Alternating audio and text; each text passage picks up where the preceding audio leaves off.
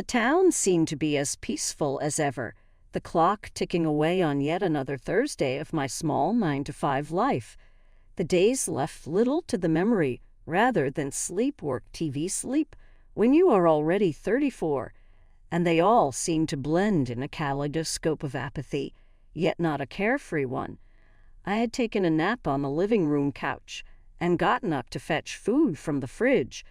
For some reason, the one close by seemed to be the best choice, and soon I found myself in the local grocery store. Among the shelves full of essentials and comfort foods, I ran into Michael, quite literally, considering my notorious clumsiness. He was quite the sight for our small town. In stature, more than one could say about me. Niggle at my self-esteem that I could struggled, really, with my weight. He smiled kindly, already recognizing me from the times at the post office. "Anna Wright?" he inquired. I'm quite sure I turned beet red. Why did this always happen? "I'm Michael. I've seen you around," he continued. He was too nice. With that smile so disarmingly charming and those dark, piercing eyes, I was swooning helplessly. "Thanks," I mumbled, attempting to be funny. "You aren't too bad either." The cringe set in almost instantly. What could someone like that even want with me? And then he popped the question. "Listen, Anna, I was wondering, would you be interested in grabbing a coffee or something? Not particularly scenic. The shop, I mean. But the coffee is amazing." His eyes drilled into mine. I was baffled. Why would someone like him want anything to do with someone like me? In the end, all I could muster was a nonchalant, "Sure, tomorrow after work, is it?" And as usual for the town full of gossips, he walked me home. The thought had left me paralyzed. Was he serious, or was it some elaborate joke? Why on earth would he settle for a pasty office worker like me? The next day I found myself sitting at the same coffee shop waiting for Michael. I was nervously fidgeting with my nervous hands, not even sure he would show up.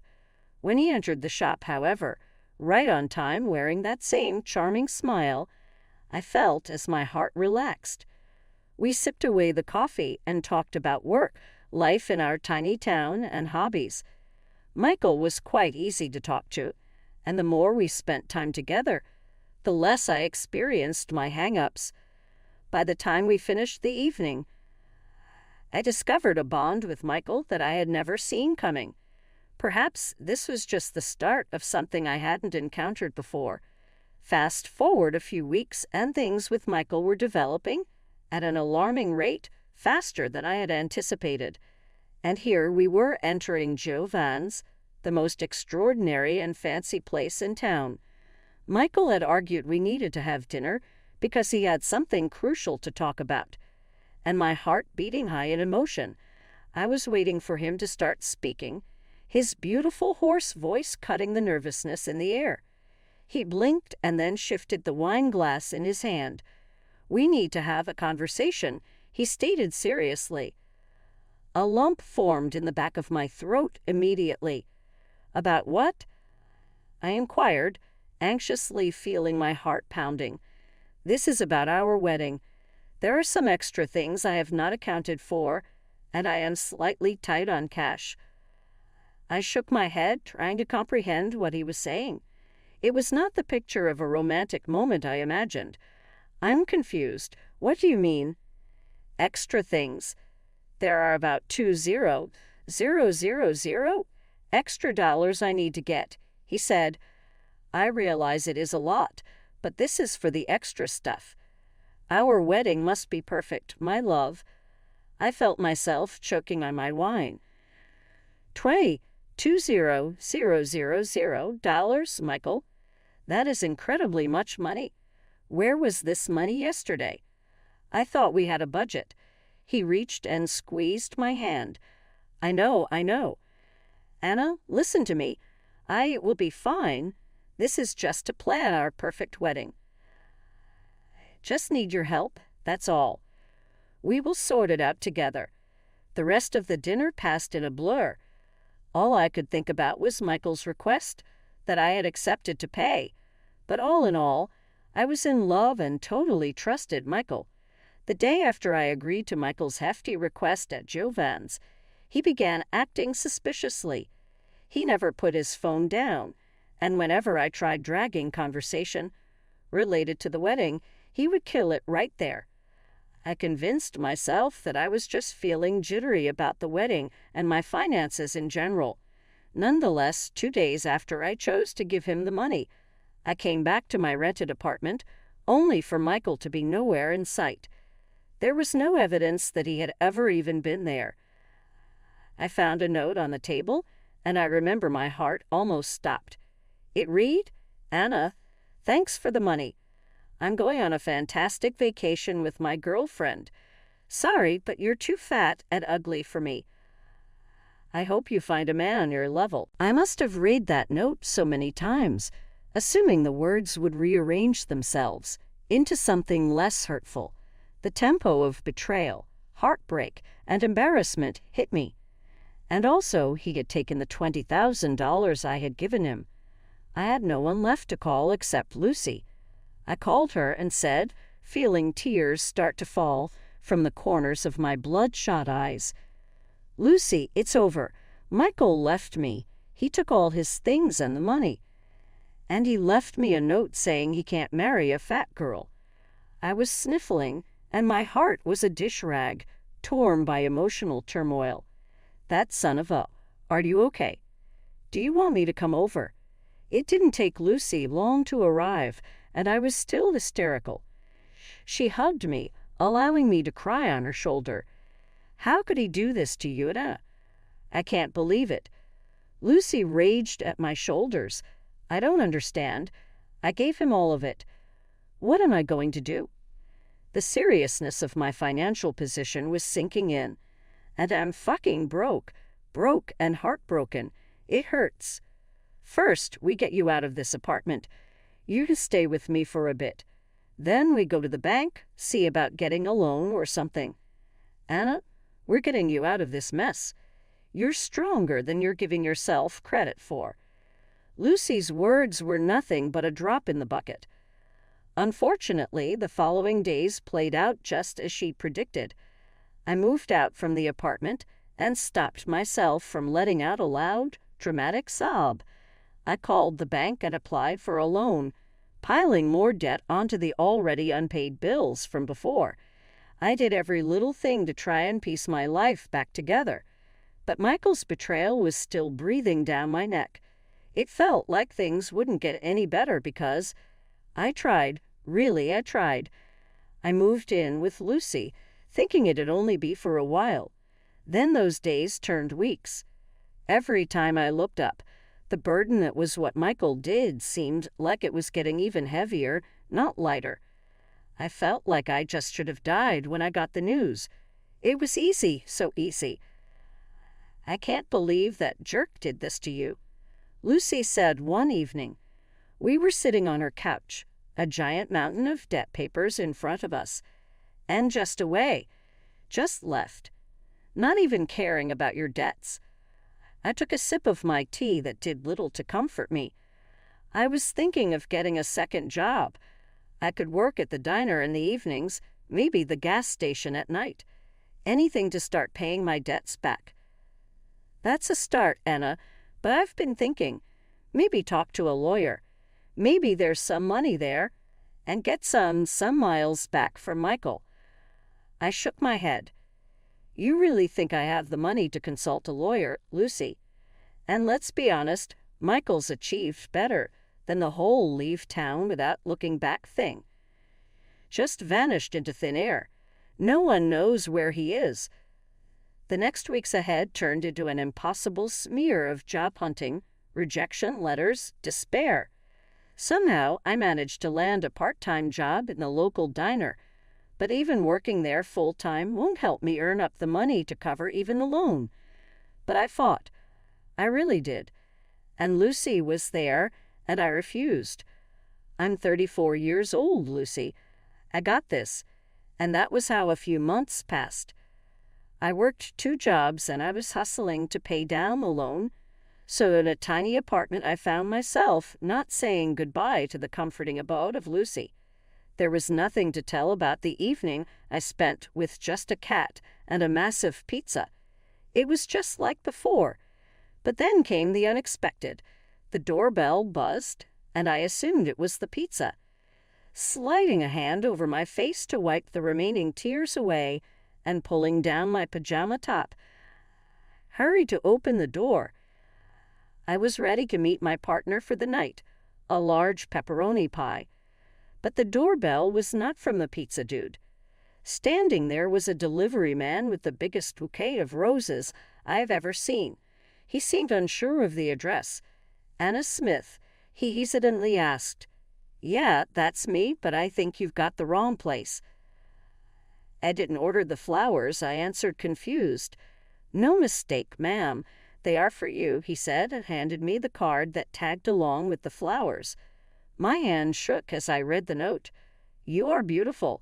I've liked you for a long time, but let's keep it anonymous for now. My heart skipped a beat. But who could have delivered them? I looked at the guy. Who sent these? He shook his head. Sorry, ma'am. I just delivered 'em. I don't know the sender, he said before leaving and closing the door. I stood there holding the bouquet and note, my feelings spinning, confusion, shock, but most of all, a glimmer of hope. It felt like a chance in the dark, like a hand stretched out to save me. I had to tell someone, and won't believe what happened. Lucy, you won't believe what just happened. I got flowers from a secret admirer. I shouted, my mind racing. What? On Valentine's Day? Child, spill. Lucy's voice was a mix of astonishment and curiosity. I proceeded to tell her about the flowers, the note, and embracing the magic of the moment. It was quiet on the other end of the line. Anna, this is absolutely amazing, but also a little creepy, right? Secret admirer and all, Lucy finally said, after a long pause, her voice filled with happiness and concern. I know it's insane, but right now I'll take amazing and a little creepy in my life any time. I replied, smiling for the first time in months. Touche, just be careful, okay? And hey, enjoy the flowers. You deserve to feel beautiful, because you are, Lucy added. I spent the rest of the evening awkwardly glancing at the bouquet on the table and letting my mind wander. This was just a gesture, and I wasn't ready to dive back into dating just yet, but at least this made me feel seen, valued, and most importantly, changed. For the next few days, I woke up waiting for something. Every morning, I would look out the window for a surprise delivery. Then, one day it happened. I was surrounded by paperwork when a delivery guy marched into our office with a package. My heart skipped a beat when he asked for me, and everyone in the office turned silent, watching me sign for it. Looks like someone's got a secret admirer. Mark, one of my colleagues, teased me, leaning against my desk. I tried to shush away the butterflies in my stomach as he chuckled wetly. Yeah, well, don't make me regret telling you. Keep it together, I said, feeling my cheeks grow hot. I couldn't wait until lunch, eager to see what the parcel held. A note and a brooch. The note read, To you, my true love. You are beautiful. I spent the evening telling Lucy about my gift. A few days later, and somehow, by the mystery and kindness of my secret admirer, I found myself walking a little taller, smiling a bit more. Each little act of kindness was chipping away at the walls I had built around myself.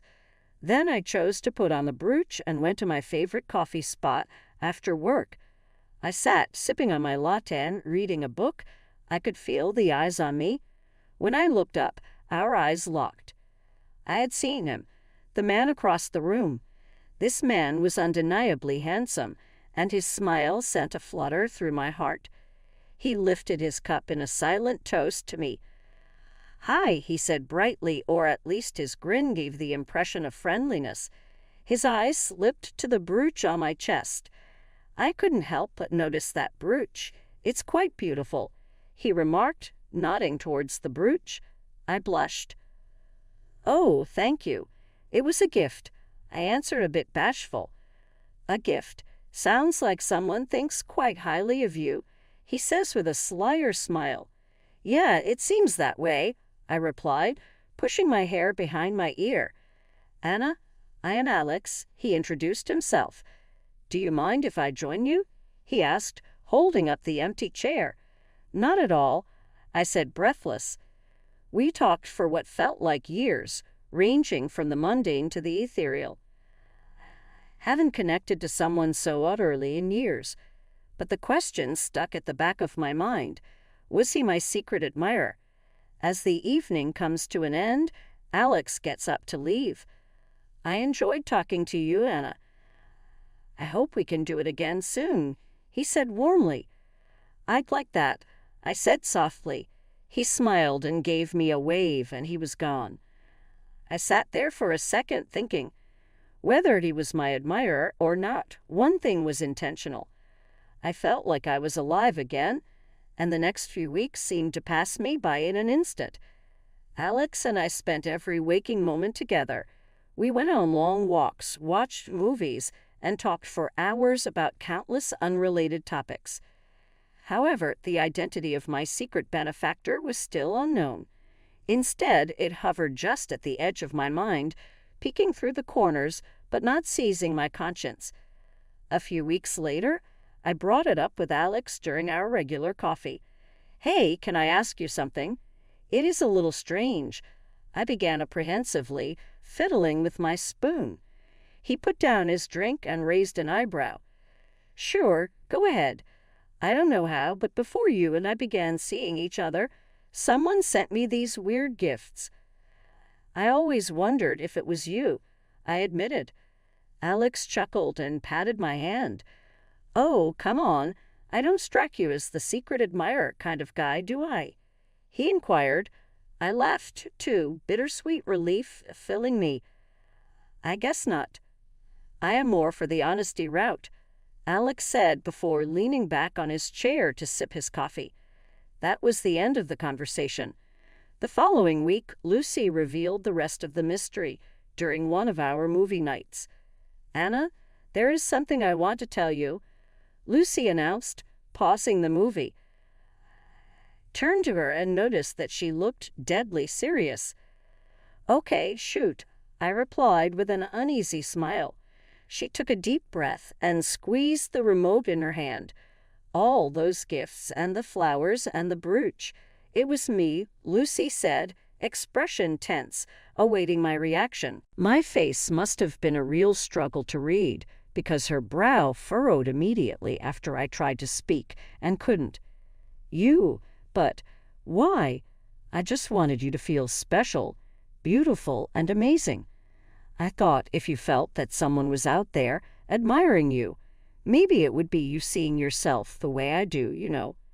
After everything with Michael, I just wanted the best for you. And you didn't have to do it. I know I didn't have to. I wanted to. You're my best friend, Anna. I can't stand to see you sad," she said, sounding like she was about to cry. We hugged. I held her in my arms until she stopped shaking. It was a type of hug that words can never encompass. When our tears dried up, I laughed. "You know, all told, you're the finest friend I've ever had," I remarked as he wiped the last tears. Finally, the danger posed by my secret admirer evaporated, allowing natural light to filter in from the special relationship I already shared with Alex.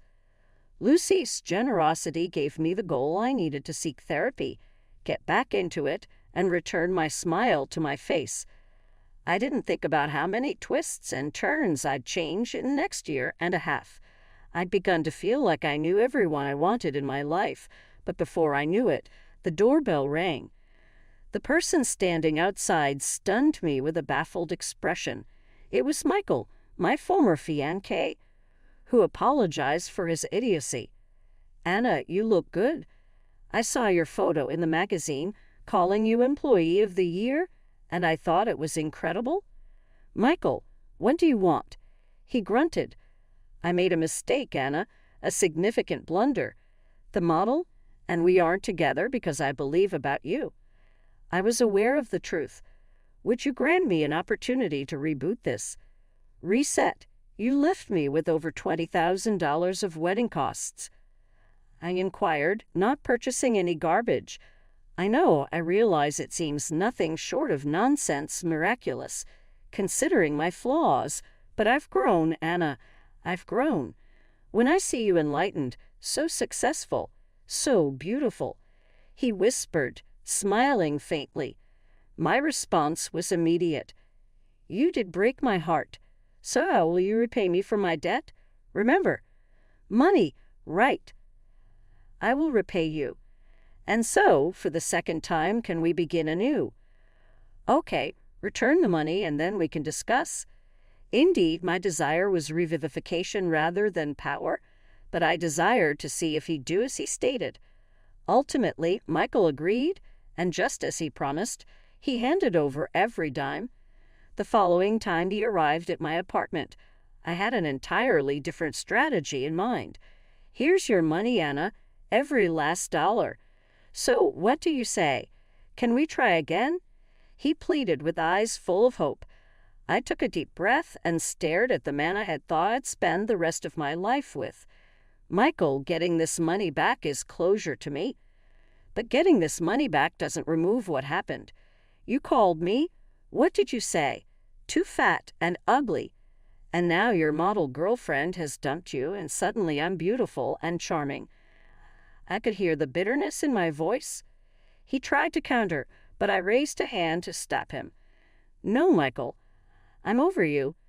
I've found someone who loves me, someone who sees beyond my looks or achievements. I've learned that I don't need someone who only sees my worth when I am climbing up. I don't need a traitor. I shut the door behind him, finally feeling that weight off my shoulders.